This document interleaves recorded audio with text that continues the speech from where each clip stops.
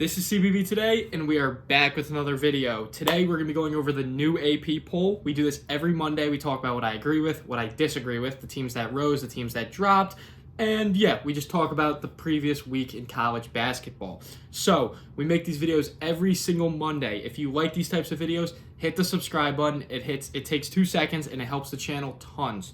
So, without further ado, we'll hop straight into the first team in the country.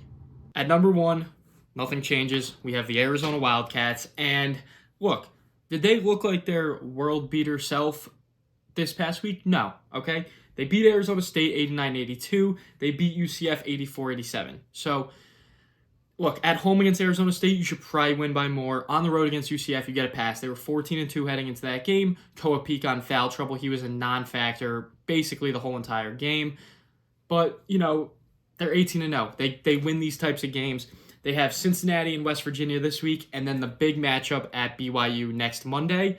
So Arizona's at 1. Solid week. Nothing to be scared about. Nothing to be too excited about for Arizona fans. Next week, a week from today, is the main event. So, you know, I think we're all excited for that, and hopefully they win their next 2 games and go into that game at 20-0. So, Arizona at 1, all good. We will move on to number 2.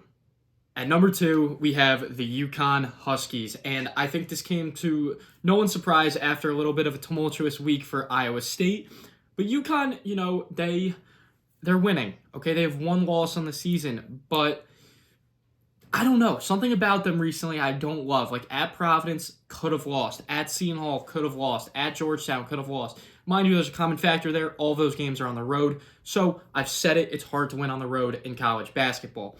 But when we're talking about Georgetown and Providence, like, you probably shouldn't be in that close of games versus those teams. And it also adds to my fact. UConn is number 2 in the country. I said it, I think, last week that at some point, UConn will be the number 1 team in the country. It'll just happen because they play in the Big East. It's so weak. And these other teams at the top, like Arizona, Michigan, Purdue, Duke, we saw it with Iowa State. They play a much tougher schedule this time of the year that UConn could win out in the regular season, and it wouldn't shock me. So UConn will probably end up being 1 eventually. I'm curious to see if Arizona loses to BYU, who will be the number 1 team. I think it would be UConn, but then you have to think of it. Arizona has the head-to-head win against UConn. So I am fine with UConn at 2. I think that is the right ranking for them. I'm just curious to see what happens with that going forward. So with that being said, we'll move on to number 3. At number 3, we have the Michigan Wolverines moving up a spot in the rankings after a decent week. I'll call it a decent week because, like I just said with UConn, it's hard to win on the road in college basketball, and they went to the Pacific Northwest and took care of business. They didn't look great, though, right? You're playing against Washington, who is banged up. You win by 10, and then you beat Oregon by 10. Oregon, on the road, you're favored by 20 points. No Nate Biddle, no Jackson Shellstad. You know, you probably want to not be in that close of a game. Like, they were losing by a point at halftime. That Oregon team is not very good. They're not very good. They're basically eliminated from at-large contention, and it is mid-January. So, look, they didn't lose, so you can't knock them down, and they have to move up because that's the way this works. It's the AP poll. But I'm curious, or I guess I'm excited. Obviously, they have Indiana and Ohio State as their next 2 games, both at the Chrysler Center, and then Nebraska and Michigan State, which will be so much fun. I'm very, very excited for those 2 games. And just, it's going to be a big gut check for Michigan, Nebraska, and Michigan State. So I'm excited for that. Michigan at 3, and we will move on to number 4. At number 4, we have Braden Smith and the Purdue Boilermakers. So, look, this is kind of like the Michigan thing. They didn't look great, but they didn't lose. They beat Iowa by 7 at home. They were losing late in that game. And then they beat USC on the road by 5 in a game that they were losing again. Like, I saw on Twitter people complaining about Trey Kaufman-Renn. Just has not looked the same. Look, Lawyer hasn't looked great either. I'm still very high on this Purdue team. I'm almost higher on them now than I was in the beginning of the year. And I think that just might be because it feels like a lot of people are sleeping on them. And potentially going to be a 1 seed in the tournament. So I'm not worried about Purdue. They have UCLA and Illinois coming up. I'm very excited for that Illinois game. That game is at Mackey, so that will be a lot of fun. Hopefully we get good Purdue and good Illinois, and we just have a great Big Ten matchup there. But yeah, not much more to say about Purdue. They didn't lose, so move up with the Iowa State loss, and we are good. So we will move on to number 5. At number 5, we have the Duke Blue Devils. They took care of business on the West Coast, unlike the North Carolina Tar Heels. We don't have to get into that, but Duke's at 5. I would be okay with them a little higher. I honestly would be okay with them ahead of Purdue and like maybe ahead of Michigan. Like I hate to say it because I'm not a fan of this Duke team, and not like I dislike Duke. I just don't love their team. Like I don't know. I love their team last year with Knipple, obviously Coop, Sion James, Proctor, all of them. Just not a big fan of this team, and they could sway me. That could change in a month from now, but yeah, I would like to see them a little higher because they not only did they win on the West Coast, like they took care of business, and that's not easy to do when you're playing at 11 p.m. Eastern time that you're accustomed to, and you're playing until 1 a.m. So Duke's at 5.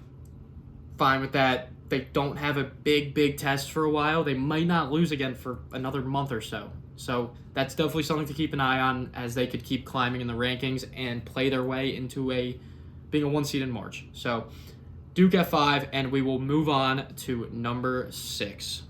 Number 6, it's a team that I put in my top 5. I've talked about them a lot. The Houston Cougars. I'm a big Kingston Flemings guy, big Emmanuel Sharp guy, and I love Kelvin Sampson. I want him to get a ring so bad. I think this could be the year. Only time will tell. They have 2 tough games coming up at Texas Tech, at TCU. Look, take care of business there. You'll move into the top 5 most likely.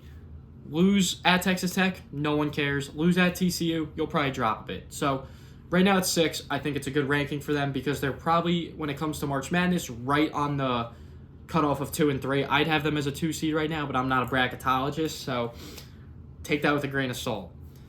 Houston being at 6, can't complain about it. I don't think their fans would complain about it.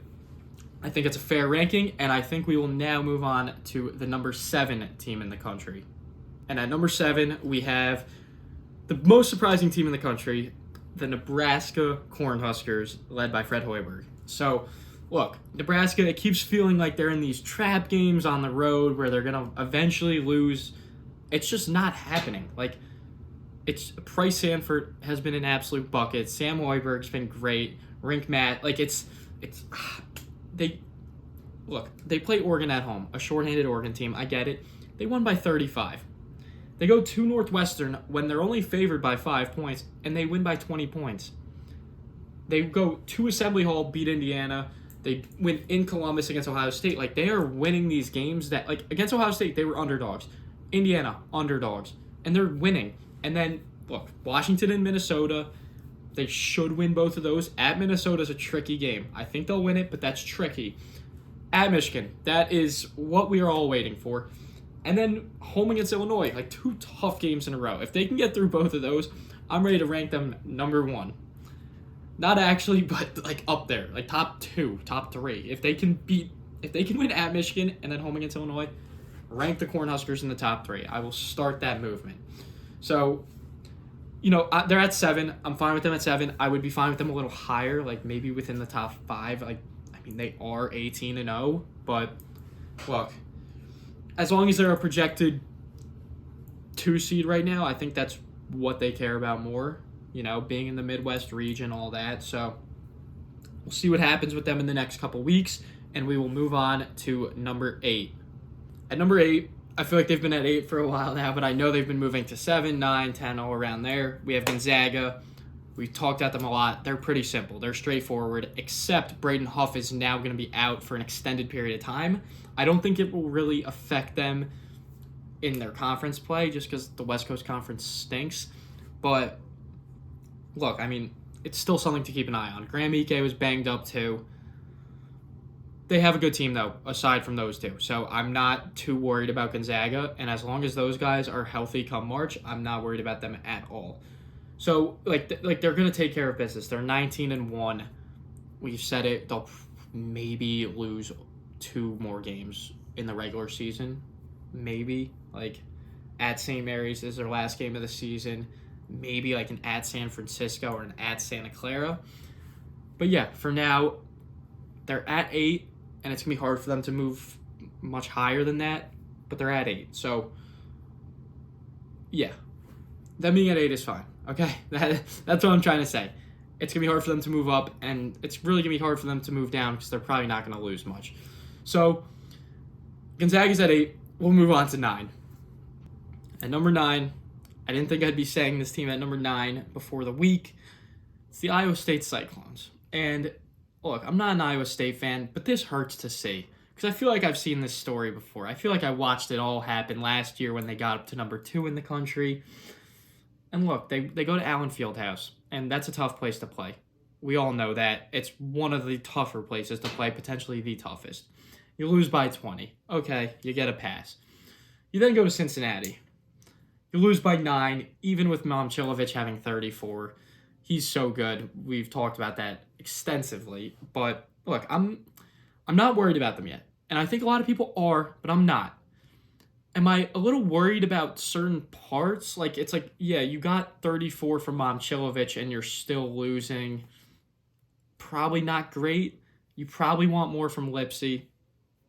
Look, beat UCF your next game, win at Oklahoma State, beat Colorado, win at Kansas State. Like, those are your next 4 games. Next 5 games, Baylor, then TCU. Like, they could easily right this ship and be totally fine, still play their way into a top 2 seed in March. They were 16-0 for a reason. They won by 20-plus points at Mackey Arena for a reason. This is a very good team. I think Otzelberger is a great coach. I think that's the general consensus. So let's all pump the brakes on Iowa State falling apart. I'm not ready to say that is the case just yet. So Iowa State's at 9. We will move on to number 10. To round out the top 10, we have the Michigan State Spartans. And look, they impressed me this week. Okay, you beat Indiana by 21 points, and then you go to Washington and you beat them by 17 points. I thought Washington had a decent chance to win that game. They were only underdog. They were 3-point underdogs at home. They have a talented team, Washington does, okay? And Michigan State took care of business. I was not high on Michigan State going into the year. I'm still not crazy high on them just because I just don't love their offense, but they have a very good defense, and that is very, very important. I'm glad they're back in the top 10 because college basketball is better when Michigan State is at the top of the sport. They play at Oregon. They will almost definitely beat them by double digits if Shellstad and Biddle's out, but if Shellstad's still not playing. First Maryland, they'll win. At Rutgers, they'll win. And then Michigan on January 30th. In 11 days, that will be a top 10 matchup, probably a top 8 matchup if Michigan State can move up in next week's poll. I'm very excited for that, okay? I'm very excited. I know both of those fan bases are very, very excited for that because they've been chirping back and forth all season. So, yeah, Michigan State's at 10. I'm glad to see them back in the top 10, so I'm happy with that. And yeah, Michigan State's at 10. That will conclude today's AP poll reaction. I hope you guys enjoyed it. A lot of change up. We all saw Iowa State losing. Houston moved up. UConn moved up. Michigan moved up. Duke moved, everything changed a lot. The only big constant is Arizona at 1, which we'll see how long that lasts, okay? I think they might go down to BYU, but only time will tell. So, yeah, I hope you guys enjoyed. If you like these types of videos, hit the subscribe button. We make them every single Monday, and then during the week, we got recaps, previews, analysis, all that. So, we're getting into the thick of conference play. March Madness is 2 months away. So, I hope you guys are excited for that. I hope you guys enjoyed this video, and I will see you guys next time. CBB Today. Peace.